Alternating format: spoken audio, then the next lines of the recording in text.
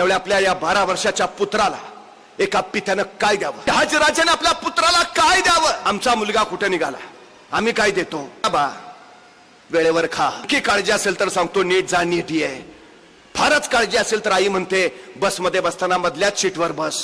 बाळ म्हणतं का नाही, पुढनं कुणी ठोकलं तरी तू सुरक्षित, मागनं कुणी धडकलं तरी तू सुरक्षित, बाळा तू जगला पाहिजे. पण 12 वर्षाच्या शोभाराजांना पिता शहाजीराजे काय देतायत? जाताना स्वतः शहाजीराजांनी संस्कृत मधून तयार केलेली मुद्रा आपल्या या पुत्राच्या हातावर दिली. ही नुसती मुद्रा नव्हती, आपल्या पुत्रासाठी दिलेलं स्वप्न होतं, आपल्या पुत्रासाठी दिलेलं ध्येय होतं, आपल्या पुत्रासाठी दिलेली महत्वाकांक्षा होती. काय होतं मुद्रेत? प्रतिपच्च चंद्ररेखेवर मुद्रा वर्धिष्णु विश्ववंदिता शहसुनो शिवजातस्य मुद्रा भद्राय राजते.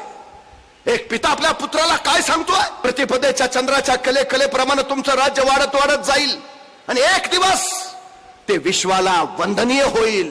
कोण विश्वास आहे पुत्राबद्दल? कोण खात्री आहे?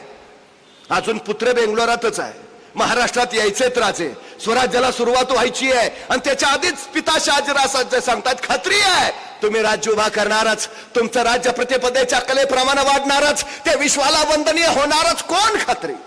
शहाजीराजाने असं नाही विचारलं जमेल का, कराल का,